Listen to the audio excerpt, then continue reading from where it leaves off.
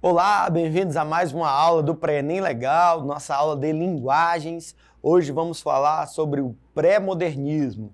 Pessoal, na área de linguagens nós temos o quê? A literatura, nós temos a arte, que entra ali, as artes plásticas, entra a dança, a escultura, a pintura, que é artes plásticas, enfim, nós temos múltiplas linguagens, correto? Portanto, as nossas últimas aulas nós falamos sobre as vanguardas europeias e hoje nós vamos falar sobre esse período literário tão importante para a nossa literatura brasileira e que, claro, é cobrado no Enem. Vamos lá? Pessoal, temos aí primeiro uma obra de Cândido Portinari, a obra Café, que já nós vamos falar um pouco sobre isso, sobre esse período da história.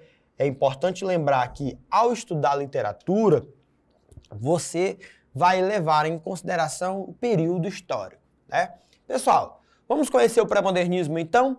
Diferente das correntes literárias que estamos acostumados a estudar, o pré-modernismo não se trata de um movimento, mas sim de um período de transição entre as características literárias tradicionais do século XIX e as inovações que começam a surgir no século XX.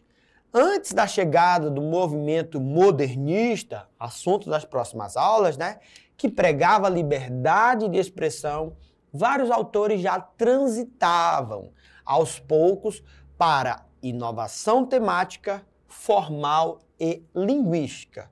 No entanto, as influências do século XIX ainda estavam muito presentes, como a valorização da linguagem culta. Temos aí a obra Operários, de Tarsila do Amaral. Falamos sobre Tarsila do Amaral na última aula, gente? A esse período de transição chamamos de pré-modernismo, momento em que começamos a perceber uma preocupação dos autores em valorizar elementos que constituem a identidade nacional. Nós temos aí a imagem da Guerra de Canudos. Por quê, professor?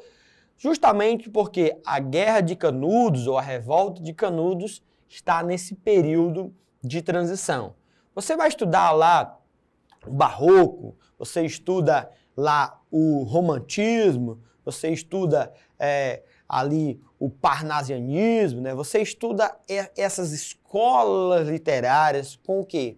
Autores que escreviam dentro de uma temática, que respeitavam uma mesma estrutura. No modernismo, embora nós temos ali fases distintas, assim como no romantismo também nós tínhamos algumas fases, da primeira fase, segunda fase, são autores que escrevem com a mesma temática, com a mesma estrutura. Por que o pré-modernismo não é uma escola literária e é apenas esse período de transição? E por que ela é tão importante? Por que outros períodos eles não são considerados, ali a transição, como períodos igual ao pré-modernismo? No pré-modernismo, nós temos sim um momento histórico no nosso calendário cronológico em que vários autores começam a escrever não rompendo totalmente com o padrão que se tinha, mas já numa outra perspectiva, numa outra forma de escrever, trazendo nos textos, por exemplo, personagens que até então não apareciam nos textos, não há totalmente uma quebra com a linguagem, uma ruptura com a linguagem que se escrevia antes, mas, porém, a temática ela começa a mudar, a estrutura começa a mudar nesse período. E ainda não está, claro, consolidado, até porque parte desses autores aí do pré-modernismo são autores que nem se conheciam, mas que todos eles, nós vamos analisar e perceber que eles fazem parte desse momento que nós vamos chamar aí de pré-modernismo.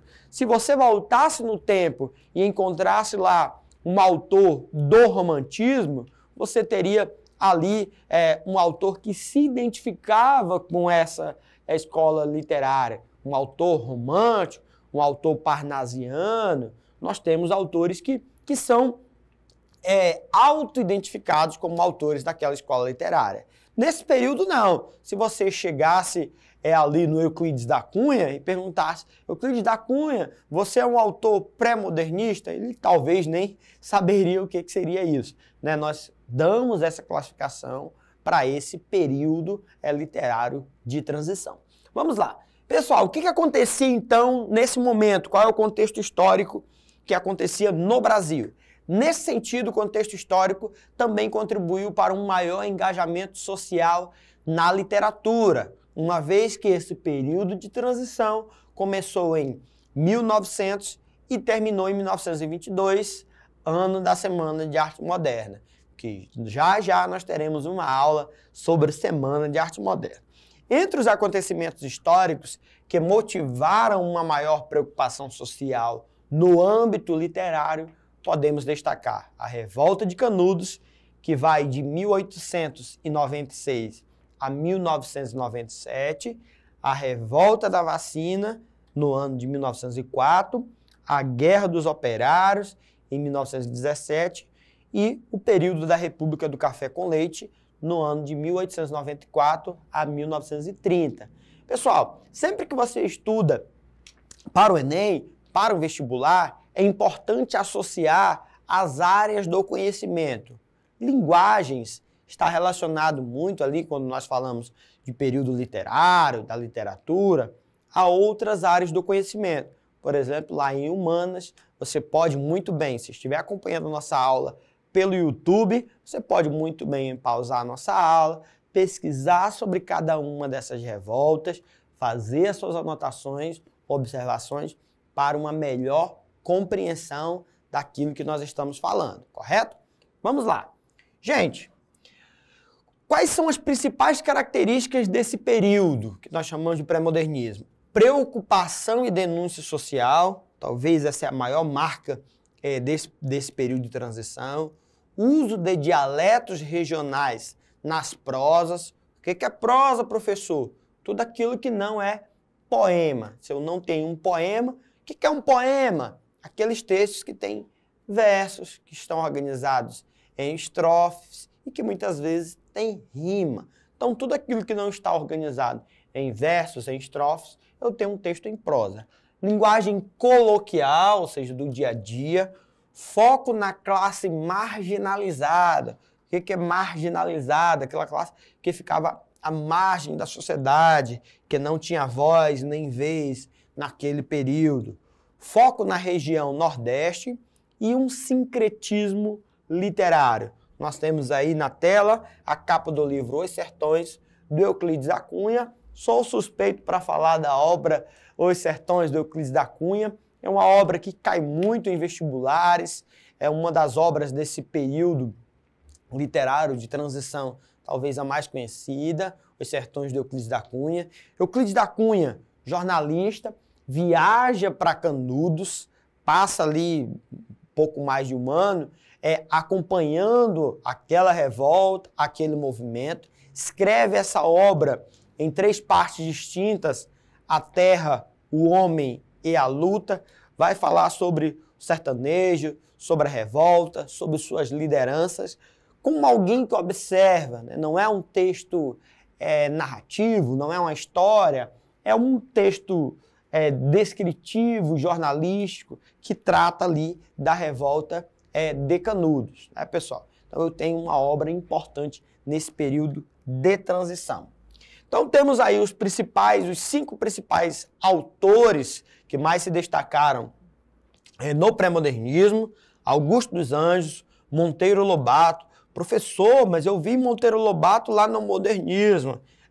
Pessoal, Monteiro Lobato é um autor muito importante na literatura brasileira, não só porque escreveu o Sítio do Pica-Pau Amarelo, personagens icônicos como a Emília, como o Visconde de Sabugosa, que é um clássico da literatura nacional, mas ele também tem um papel muito importante aqui no pré-modernismo, na Semana de Arte Moderna, que nós vamos ver nas próximas aulas. Lima Barreto, Graça Aranha e Euclides da Cunha, com sua obra, que eu já citei, Os Sertões. Professor, como que isso cai nas provas? Pegue aí o seu livro do Sistema Farias Brito, Resolva Enem da segunda série, da parte de linguagem, né? O livrinho de linguagens, questão 3, página 14 e 15. Temos aí este poema. Hoje eu vou ler o poema antes do enunciado, tá, pessoal? Eu já tenho dito em algumas aulas, alguns professores também falam um pouco a respeito disso. No geral, no dia a dia da prova, é importante você dar uma lida no enunciado e você ler o texto. Aqui, por uma questão didática, hoje eu vou ler primeiro o poema, o texto. Psicologia de um vencido. Eu, filho do carbono e do amoníaco, monstro de escuridão e rutilância, sofro desde a epigênese da infância. Uau, professor, que linguagem! É, pessoal, vamos lá. A influência má dos signos do zodíaco. Profundissimamente hipocondríaco, este ambiente me causa repugnância. Sobe-me à boca uma ânsia análoga, ou seja, semelhante à ânsia que se escapa da boca de um cardíaco. Professor, eu não entendi nada, a não ser aí a palavra repugnância, né? Algo que é estranho. Portanto, você já vai percebendo que, mesmo que tenha palavras que você não conhece, há uma crítica, né? Eu tenho uma crítica aí a uma realidade. Já o verme, este operário das ruínas, que o sangue podre das carnificinas come e a vida em geral declara guerra. Anda a espreitar meus olhos para roê-los e há de deixar-me apenas os cabelos na frialdade inorgânica da terra. Poema de Augusto dos Anjos, que está na sua obra completa, e temos aí a questão. A poesia de Augusto dos Anjos revela aspectos de uma literatura de transição designada como pré-modernista. Com relação à poética e à abordagem temática presentes no soneto, identificam-se marcas dessa literatura de transição como?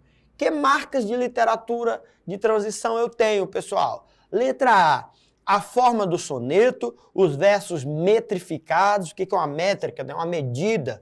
Soneto era aquele tipo de poema dividido em 4 estrofes, sendo que as 2 primeiras estrofes tinham aí 4 versos e as 2 últimas estrofes 3 versos. A presença de rimas e o vocabulário requintado, além do ceticismo, né? Ceticismo é o desacreditar-se em algo, né? Que antecipam conceitos estéticos vigentes no modernismo. Será que essas características é desse período de transição, de acordo com tudo que nós já falamos aqui e com seus conhecimentos a respeito do pré-modernismo? Letra B. O empenho do eu lírico, essa voz no poema, pelo resgate da poesia simbolista, manifesta em metáforas como monstro de escuridão e rutilância e influência má dos signos dos zodíacos. Letra C. A seleção lexical emprestada ao cientificismo, como se lê em carbono e amoníaco, epigênesis da infância e frialdade inorgânica, que restitui a visão naturalista do homem. A manutenção de elementos formais vinculados à estética do parnasianismo e do simbolismo. Professor, eu tenho aí alguns elementos que eu consigo identificar ali do parnasianismo, do simbolismo.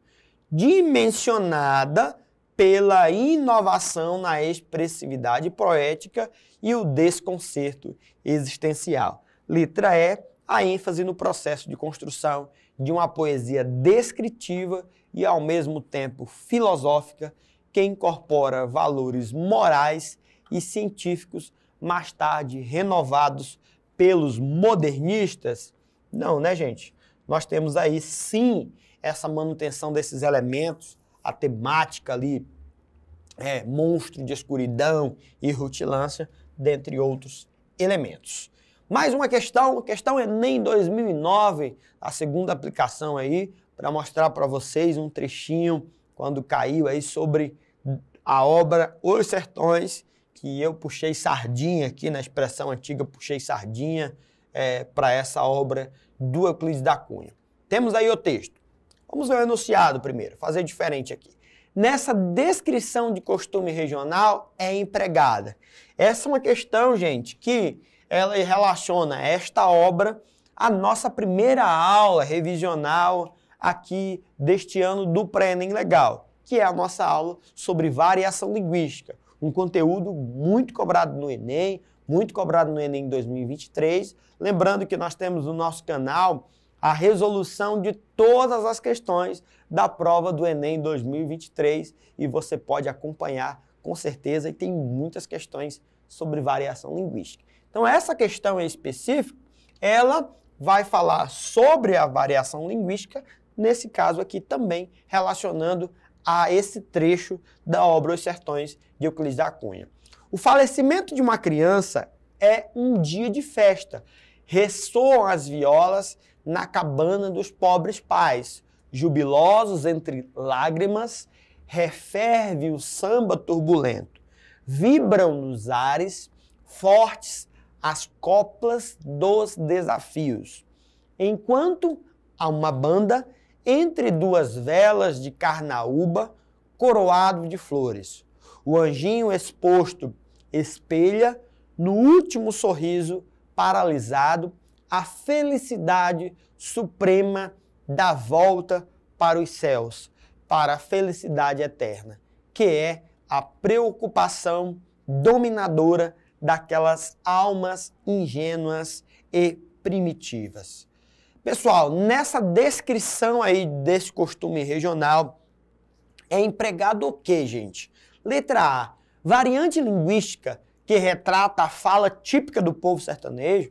Eu tenho alguma palavra, expressão que revela essa fala do povo sertanejo, hein, gente?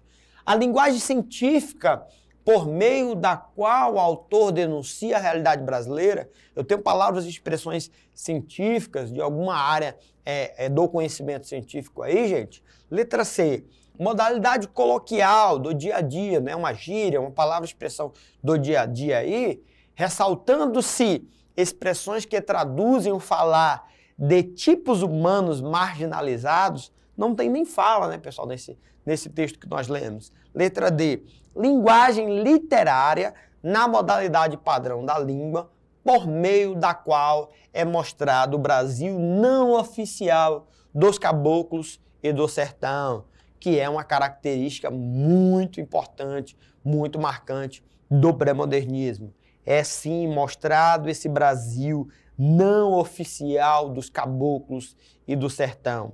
Claro, nós temos sim linguagem literária, lembrando da nossa última aula que falamos sobre linguagem literária e não literária. E letra E, variedade linguística típica da fala doméstica por meio de palavras e expressões que recriam com realismo a atmosfera familiar. Esse texto que nós lemos, gente, tem palavras e expressões da fala doméstica? Obviamente não, portanto, gabarito, letra D, né, gente? Para saber mais, você pode estar resolvendo mais questões aí no nosso livro A Prova Enem do segundo ano, bem como no nosso livro Resolve Enem do Sistema Farias Brito, né? Aproveita para assistir mais algumas das nossas aulas sobre os demais autores do pré-modernismo, temos aulas sobre esses autores em específico aqui no nosso canal no YouTube, e se você está na TV, fique ligado para acompanhar as nossas próximas aulas. Não deixe de estar se preparando para o Enem, hein, gente? O Enem está chegando e eu tenho certeza que você vai sair na frente. Essa foi mais uma dica, né? Mais uma aula do Pré-ENEM Legal, e até o nosso próximo encontro.